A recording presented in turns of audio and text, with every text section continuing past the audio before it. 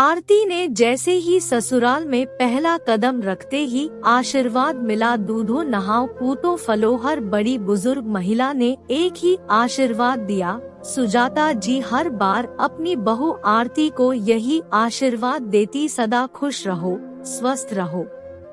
आरती एक बहुत ही गरीब परिवार से थी और उस पर सबसे बड़े दुख की बात ये थी कि आरती की मां का देहांत तब हो गया था जब वो सिर्फ 4 बरस की थी और उसके पापा ने तुरंत दूसरी शादी कर ली थी और आरती की सौतेली मां ने सदैव उसे सताया।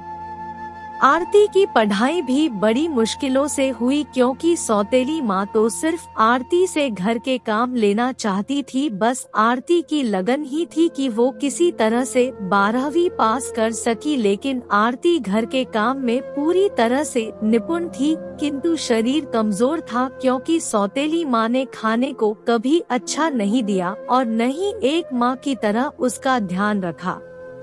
सुजाता जी ने अपनी बहन के घर सत्संग में आरती को देखा तो आरती उन्हें बहुत पसंद आई क्योंकि आरती का व्यवहार बहुत ही मधुर और अच्छा था। वो सबका ध्यान बराबर रख रही थी। सुजाता जी ने अपनी बहन से आरती के बारे में पूछा तो उनकी बहन ने बताया कि हमारे पड़ोस में रहती है और आरती की सौतेली माँ के बारे में सब बताया। सुजाता जी को आरती अपने बेटे सचिन के लिए बहुत पसंद आई।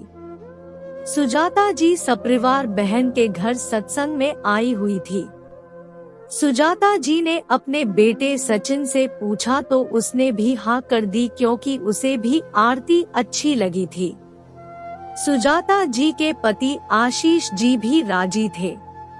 पहले तो आरती की सौतेली माँ तैयार नहीं हुई, लेकिन सुजाता जी ने जब कहा अब बिना किसी लेन देन के और मंदिर में शादी करना चाहते हैं तो वो राजी हो गई क्योंकि वो आरती पर एक पैसा भी खर्च नहीं करना चाहती थी। शादी सादगी से हुई लेकिन सुजाता जी ने एक बहुत शानदार पार्टी दी और आरती का बहुत ही भव्य स्वागत किया। शादी के बाद रिश्तेदारी की जो भी महिला घर आती सबका एक ही प्रश्न होता, बहू खुशखबरी कब सुना रही हो, हम दादी कब बनेंगे।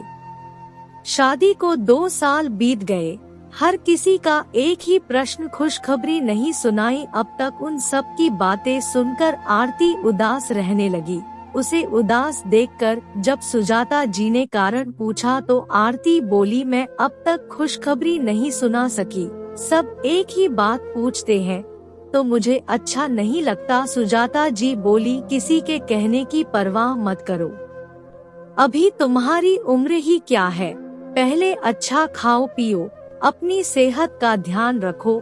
माँ बनने के लिए शरीर को ताकत की भी जरूरत है, पहले स्वयं खुश रहो फिर दूसरों की खुशी का ध्यान रखना। अपना शरीर स्वस्थ होगा तभी तो स्वस्थ बच्चे को जन्म दोगी और उसका लालन पालन सही ढंग से कर पाओगी।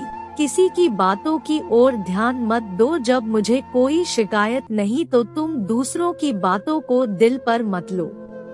चलो तैयार हो जाओ, सचिन आता ही होगा, जाओ कहीं घूम आओ और बाहर खाना खाकर ही आना। आरती रोते हुए बोली, नहीं माँ जी, खाना तो मैं आपके और पापा जी के साथ ही खाऊंगी, चाहे घर या बाहर जैसी आपकी आज्ञा हो, लेकिन आपको और पापा जी को अकेले घर छोड़कर नहीं जाऊंगी। आप दोनों को भी साथ चलना होगा, माँ से भी बढ़कर आप मेरा ध्यान रखती है तो मैं आप दोनों को अकेले कैसे छोड़कर बाहर खाने जाऊं। बचपन से मैंने बहुत दुख देखे हैं, मुझ पर तरस खाकर ईश्वर ने मुझे आप जैसी सासू माँ देकर मेरा दुखों का तो अंत कर दिया और साथ में सुख और खुशियों से मेरा आंचल भर दिया है। सदैव आपकी और ईश्वर की बहुत बहुत आभारी रहूंगी। सुजाता जी ने आरती को गले लगाकर ढेर सारा प्यार और आशीर्वाद दिया।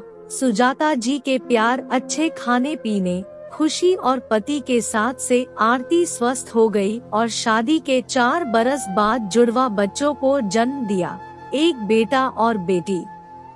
पूरे परिवार में खुशियों का माहौल था। दोस्तों, अगर घर के बड़े लोग समझदार हो और साथ दे तो परिवार सदैव खुशहाल और एकजुट होकर रहता है और खुशियां बनी रहती है। यह मेरी सोच है, आप भी अपने विचार रख सकते हैं।